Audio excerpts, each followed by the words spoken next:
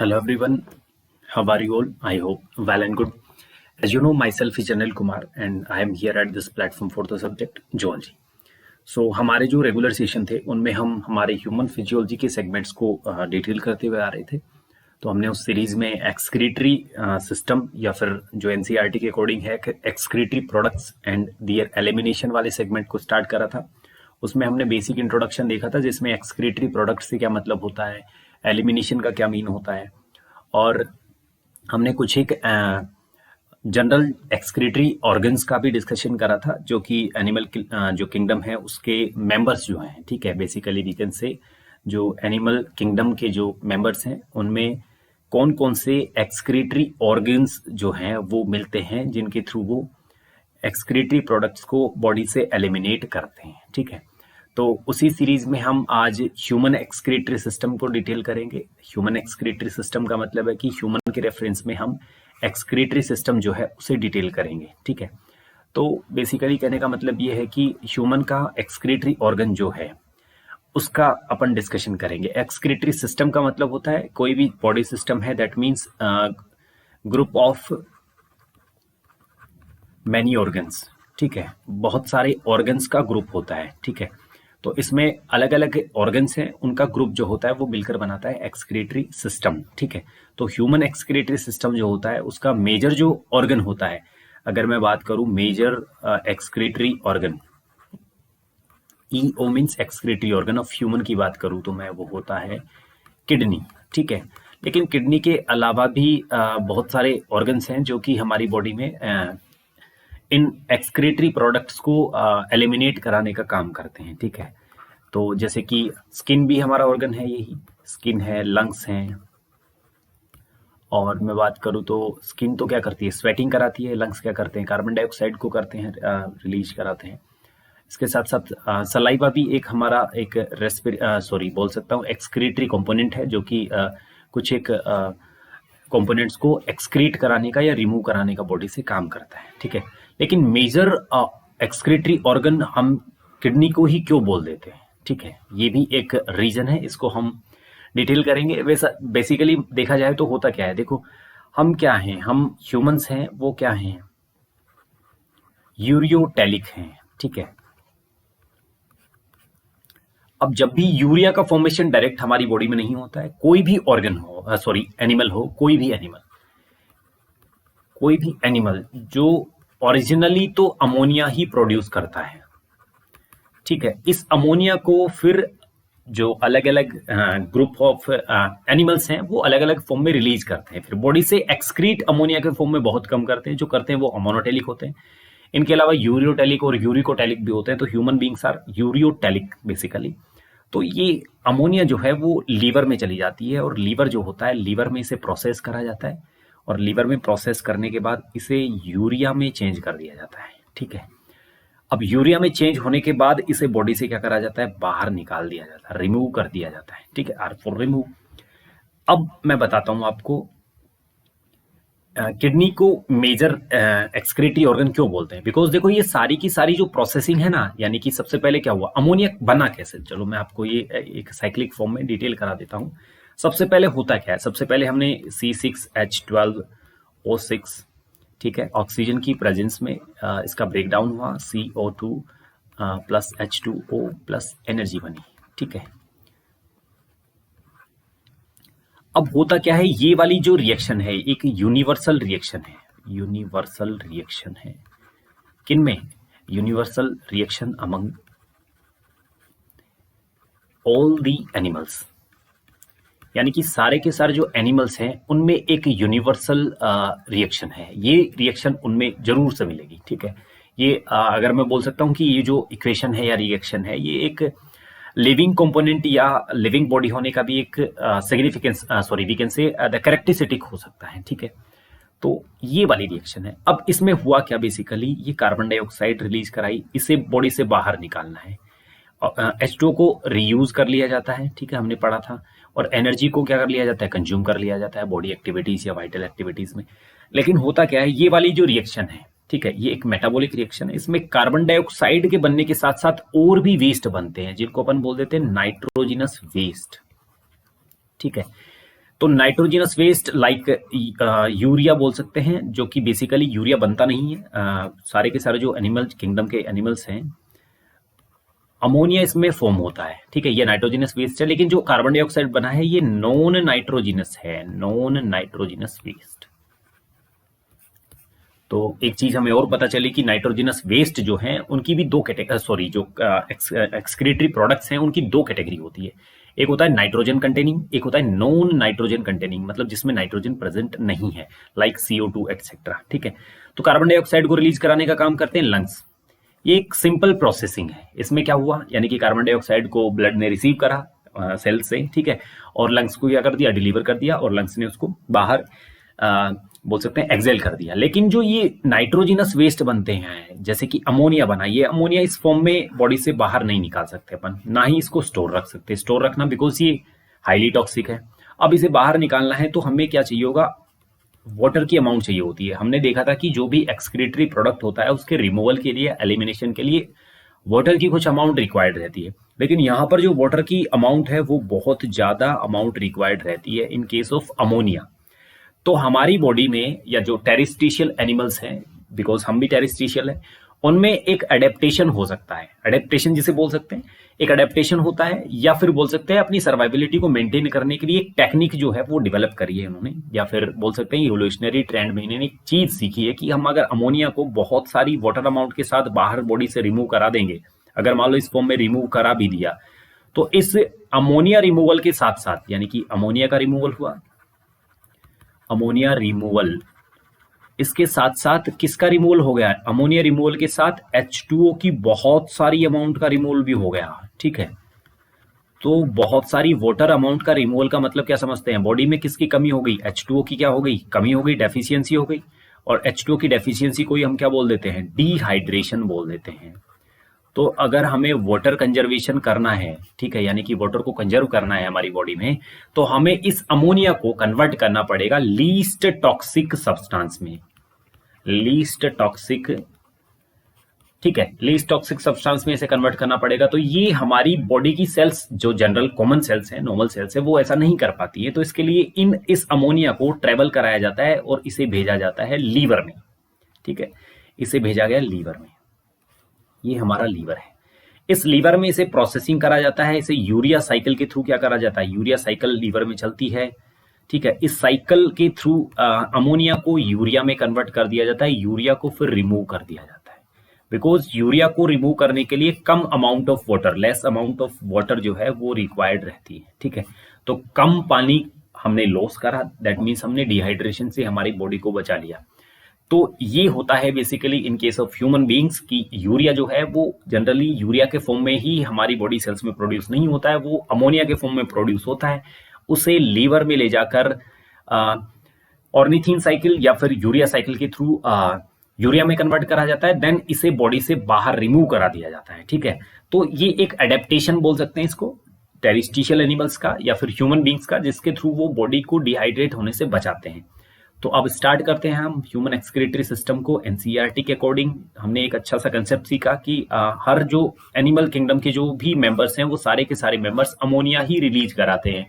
But ammonia को फिर उनकी condition just we can say the habitat, अगर वो एक्वेटिक है तो उनके पास वाटर अमाउंट या फिर वाटर अवेलेबिलिटी है, तो वो बहुत सारी वाटर की अमाउंट को बॉडी से बाहर निकाल सकते हैं, ठीक है। तो वो अमोनिया को अपनी अमोनिया की फॉर्म में ही बाहर रिलीज कर सकते हैं। लेकिन जो टेरिस्ट्रिशियल हैं, जिनके पास वाटर की अमाउंट कम है, वो एनिमल्स इसे यूरिया में या फिर यूरिक एसिड में कन्वर्ट कर देते हैं, ठीक है।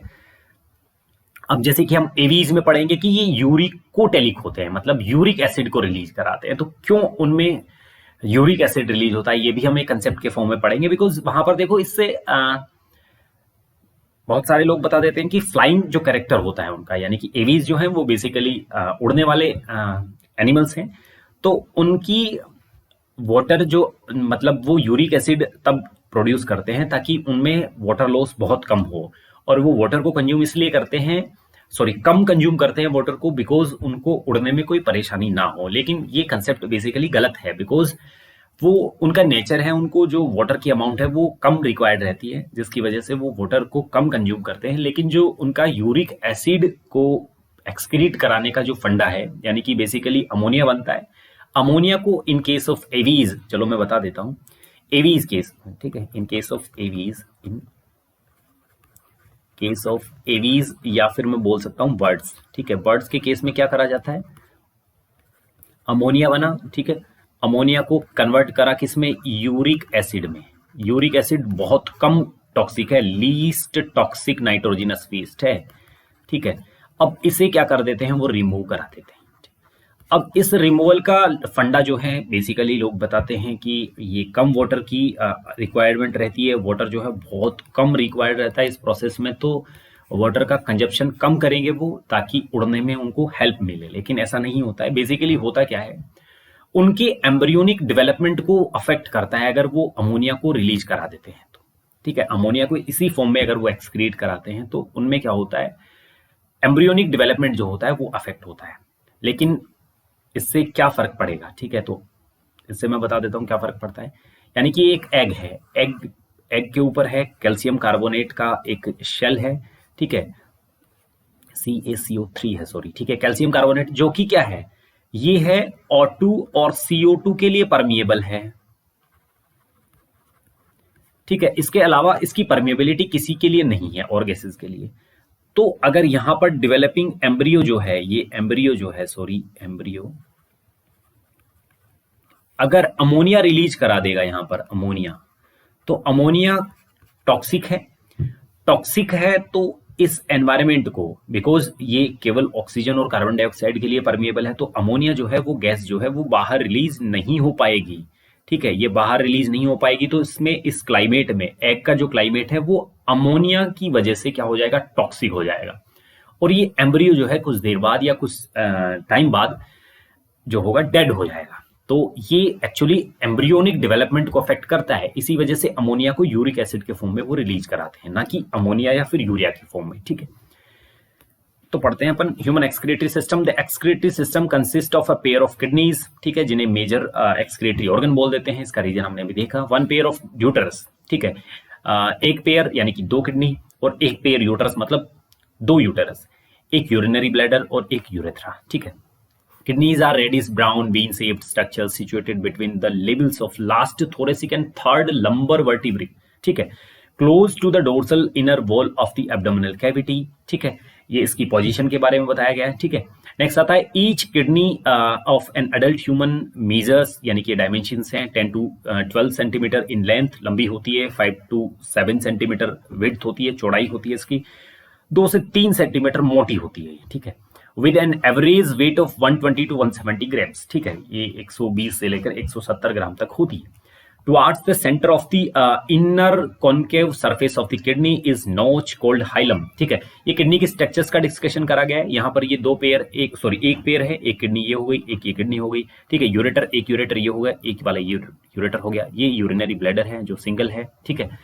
अब इससे रिलेटेड डिस्कशन करा गया है, इनकी डायमेंशंस हैं, ठीक है। अगर मैं ये वाली डायमेंशंस की बात करूं तो ये होती है 10 to 12 सेंटीमीटर, और अगर मैं इसकी ये वाली विड्थ की बात करूं तो ये होती है लगभग 5 से 7 सेंटीमीटर, और अगर मैं मोटाई थिकनेस की बात करूं, ठीक है, इसका ये वाला सेक्शन में देखना चाहूं तो इस थिकनेस का मेजरमेंट होता है 2 to 3 सेंटीमीटर, ठीक है।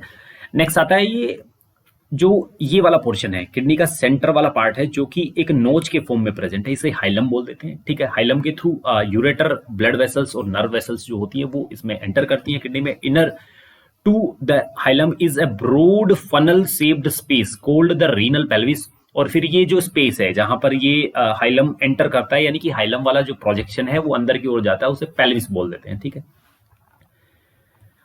पेल्विस है विद प्रोजेक्शंस, और इन प्रोजेक्शंस को अपन कैलिक्स बोल देते हैं। The outer layer of kidney is tough capsule, ठीक है। Inside the kidney there are 2 zones, 2 zone है, आउटर जोन जिसे कॉर्टेक्स बोल देते हैं, इनर जोन जिसे मेडुला बोल देते हैं। The medulla is divided into few conical masses, जिन्हें मेडुलरी पिरामिड बोल देते हैं। ये वाले मेडुलरी पिरामिड्स है बहुत सारे, ठीक है। Projecting into the calyx, calyx वाले पार्ट में ये जो होते हैं वो प्रोजेक्ट होते हैं। अब लिखा है the cortex extend between the medullary pyramids as renal columns इन कॉलम्स को अपन बोल देते हैं, जैसे कि ये मेडुलरी पिरामिड्स हैं, इन कॉलम्स को बोल देते हैं कॉलम्स ऑफ बर्टीनी। ठीक है, बर्टीनी के कॉलम्स हैं, बर्टीनी नाम के साइंटिस्ट ने इनको डिस्कवर करा, इसकी वजह से कॉलम ऑफ बर्टीनी इनको बोल देते हैं। Each kidney has nearly 1 million complex tubular structure cold nephrons. Nephron क्या होती है? किडनी की स्ट्रक्चरल और फंक्शनल यूनिट होती है। ठीक है, और ये लगभग 1 मिलियन एक किडनी में। ठीक है, each kidney has nearly 1 million complex tubular structure, जिसको अपन नेफ्रॉन बोल देते हैं। नेफ्रॉन किडनी की स्ट्रक्चरल और फंक्शनल यूनिट है। Which are the functional units? Each nephron has 2 parts, 2 parts होते हैं, ग्लोमेरुलर पार्ट, ठीक है, and the renal tubule. Glomerulus is a tuft of capillaries. Tuft का मतलब तो गुच्छा, ठीक है, bunch of capillaries formed by the efferent arterioles, a fine branch of renal artery. ठीक है, एक बड़ी ब्रांच है। ठीक है, blood from the glomerulus is carried away by an efferent arteriole. Next लिखा है the renal tubule begins with a double walled cup like structure that is known as Bowman's capsule. ठीक है, यानी कि रीनल ट्यूब्यूल जो होती है ये शुरू होती है एक डबल वोल वाले, यानी कि 2 वोल्स वाले कप लाइक स्ट्रक्चर से, जिसे अपन बोमन्स कैप्सूल बोल देते हैं। Which encloses the glomerulus along with Bowman's capsule is called Malpighian body. ठीक है, जिसे रीनल कॉर्पस्कल्स भी बोल देते हैं। ठीक है, यानी कि सिंपल सी मैं बात करूं तो ग्लोमेरुलस और बोमन्स कैप्सूल दोनों को मिलाकर अपन बोल देते हैं रीनल कॉर्पस्कल्स। ठीक है, the tubule continue further to form the highly coiled network that is known as PCT, proximal convoluted tubule. Next आता है फिर उसके बाद पीसीटी के बाद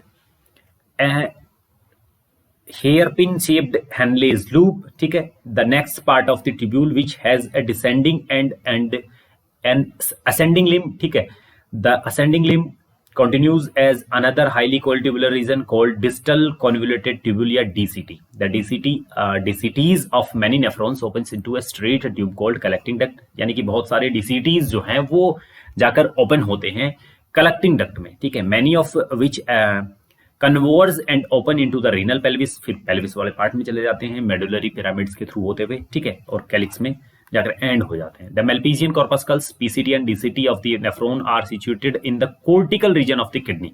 कोर्टिकल मतलब कॉर्टेक्स वाला रीजन। ठीक है, where as the loop of Henle dips into the medulla part, यानी कि वो मेडुला वाला पार्ट में सिचुएटेड रहता है। In majority of nephrons the loop of Henle is too short and extend only very little into the medulla part. ठीक है, बहुत कम प्रोजेक्ट होता है वहां पर।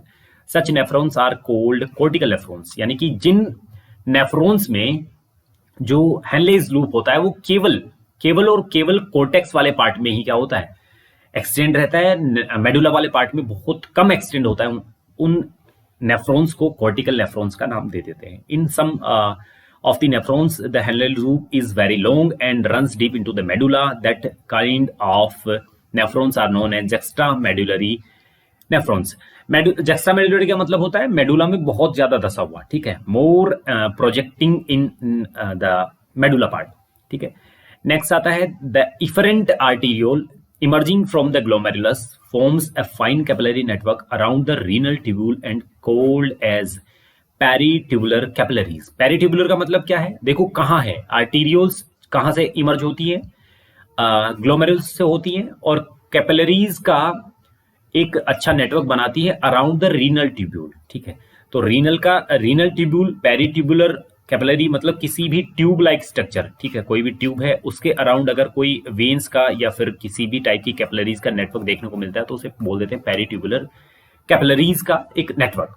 अ minute vessel of this network runs parallel to the Henle's loop forming a U shaped vasa recta. ठीक है, जो कि हेनलेज लूप के पैरेलल भी चलती है और वासा रेक्टा का फॉर्मेशन करती है। वासा रेक्टा इज एब्सेंट और highly reduced in case of cortical nephrons. Cortical nephrons, ठीक है, उनमें क्या होती है, ये बहुत रिड्यूस्ड होती है। अब हम देखते हैं मेल्पीजियन बॉडी या फिर रीनल कॉर्पस्कल्स का स्ट्रक्चर।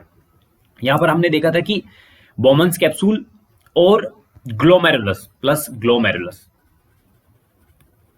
ये मिलकर बनाते हैं। तो ये हो गया बोमन कैप्सूल और ये हो गया हमारा ग्लोमेरुलस वाला पार्ट। ठीक है, ये दोनों मिलकर बनाते हैं हमारा मेल्पीजियम बॉडी। ठीक है, इसमें ये आगे के स्ट्रक्चर्स हैं। ठीक है, पीसीटी डीसीटी को दिखाया हुआ है। फिर ये है हमारा एक रिप्रेजेंटेशन नेफ्रॉन का। ठीक है, नेफ्रॉन में हमने क्या देखा था कि यहाँ पर होती है descending limb of Henle loop, ठीक है। हेनले लूप की दो पार्ट हैं, असेंडिंग और डिसेंडिंग लूप, ठीक है। फिर वासा रेक्टा है और इस टाइप से ही डीसीटी यहाँ पर है, पीसीटी है और कलेक्टिंग डक्ट है, ठीक है, जो कि बोमेंस कैप्सूल या फिर बोल सकते हैं ग्लोमेरुलस से स्टार्ट होती है। ये डिस्कशन है लॉन्गिट्यूडिनल सेक्शन ऑफ किडनी के बारे में, जिसमें दिखा रखा है ये किडनी की स्ट्रक्चर है, ठीक है। ये वाली पार्ट है, इसे हाइलम बोल देते हैं। हाइलम के थ्रू यूरेटर एंटर करता है, ठीक है। यूरेटर रीनल वेन एंटर कर रही है, रीनल आर्टरी जो है वो एंटर कर रही है। यहाँ पर अलग अलग पार्ट्स हैं, ठीक है। पहला पार्ट जो ये बाहर वाला पार्ट है इसको अपन क्या बोल देते हैं, कोर्टेक्स वाला पार्ट बोल देते हैं। अंदर वाले पार्ट को अपन मेडुला वाला पार्ट बोल देते हैं। यहाँ पर कैलिक्स स्ट्रक्चर को दिखा रखा है, ये कुछ एक कॉलम्स है, रीनल कॉलम, जिनको कॉलम्स ऑफ बर्टिनी बोल देते हैं। मेडुलरी पिरामिड्स हैं, ये पिरामिड लाइक स्ट्रक्चर है, इनको अपन मेडुलरी पिरामिड बोल देते हैं। रीनल कैप्सूल, ये किडनी की कवरिंग है, इसे रीनल कैप्सूल बोल देते हैं। जैसे कि अपन ग्लीसन्स कैप्सूल लीवर के कवरिंग को बोल देते हैं, वैसे ही यहाँ पर रीनल कैप्सूल है। रीनल का मतलब होता है किडनी, कैप्सूल का मतलब होता है कवरिंग, ठीक है। तो ये डिस्कशन हो गया हमारा ह्यूमन एक्सक्रीटरी सिस्टम पर बेस्ड। यहाँ पर दिखा रखा है किडनी को, यूरेटर को, और यूरेटर के आगे यहाँ पर यानी कि किडनी में क्या होता है, यूरिन फॉर्मेशन होता है। यूरिन फॉर्मेशन, यूरिन जो होता है वो फिर यूरेटर के थ्रू यूरिनरी ब्लैडर में आकर स्टोर होता है। फिर उसके बाद जो भी सेंसेशन हमारे ब्रेन में इनिशिएट होती है उसके अकॉर्डिंग इस यूरिन को बाहर पास कर दिया जाता है, जिसे मिक्चुरेशन की प्रोसेस के नाम से जाना जाता है, ठीक है। तो ये डिस्कशन हो गया ह्यूमन एक्सक्रीटरी सिस्टम पर बेस्ड। अब हम इस एक्सक्रीटरी सिस्टम में बनने वाली प्रोडक्ट जिसे अपन बोल देते हैं यूरिन, उसके फॉर्मेशन का डिस्कशन करेंगे हमारे नेक्स्ट लेक्चर में। तो next lecture will be based on urine formation basically, जो कि ह्यूमन के रेफरेंस में अपन डिस्कस करेंगे। ह्यूमन किडनीज में कैसे यूरिन का फॉर्मेशन होता है, यूरिन का कंपोजिशन क्या होता है, यूरिन को कैसे पास आउट करा जाता है, ये सब डिस्कशन रहेगा हमारे नेक्स्ट सेशन में। तब तक के लिए थैंक्स।